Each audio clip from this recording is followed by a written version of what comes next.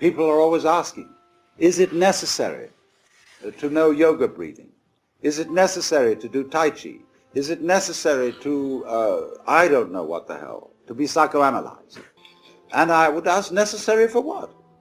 Where are you going? What do you want? Yes, sure. If you want to get to New York, it's necessary to take the highway. But where are you going? What do you mean necessary? Well, is it necessary for becoming a Buddha?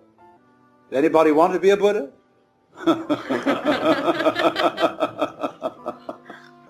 Do you know what it means to be a Buddha?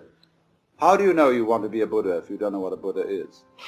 People think, well, it would be nice to have peace of mind, to be serene, to be calm, to be undisturbed by this, that, and the other.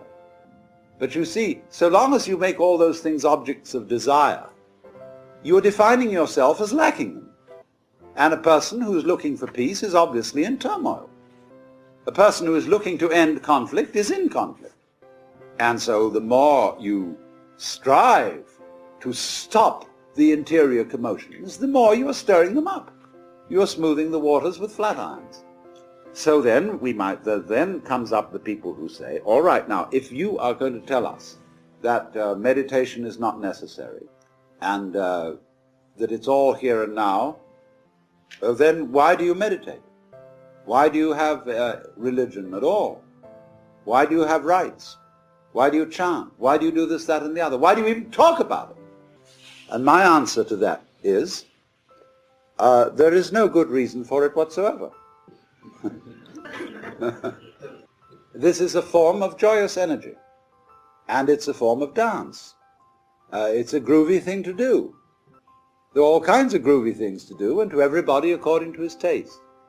If, of course, you can make anything whatsoever, any human activity, into meditation, simply by being with it and doing it completely to do it.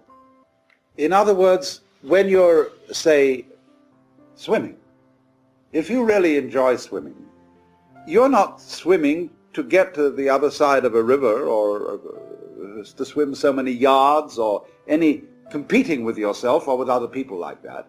You're swimming to experience the water rippling past you, the floating sensation, to lie on your back and look at the blue sky and the gulls circling in it. You are doing that. Every moment of it. You are simply absorbed in this ripply, luminous world, looking at the patterns and the shifting net of sunlight underneath you and the sand way down. That's it. That's what it's about. That's what swimming's about. So you're not going anywhere. Getting together and chanting together is what a lot of people do when they don't have television to look at. In the jungles, on the steppes, in mountain communities, since as long as anyone can remember, people got together and do a thing I call digging sound, and played with the sonic energy of the universe in just the same way as I described somebody playing with the water while swimming.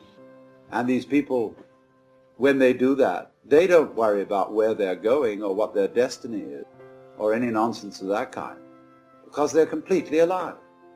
So to understand all that I'm trying to say, I would like to see if you could change your basic notions of economics. And I mean the economics of energy. We are always scrimping and saving because our economics are based on scarcity rather than exuberance. But notice that the economics of nature are allegedly wasteful. They're based on exuberance. Many more seeds than are necessary for trees. Many more spermatozoa than are necessary for people. Many more stars than anybody could conceivably want. Galaxies galore. Nature is a vast celebration. But if you complain about this and say, oh dear me, it's all running out, that means, you see, that you are looking for fulfillment in time. And you say, if there is not enough future, we won't get the golden goody we're looking for at the end of the line. See, there is that feeling. There is the great golden goody.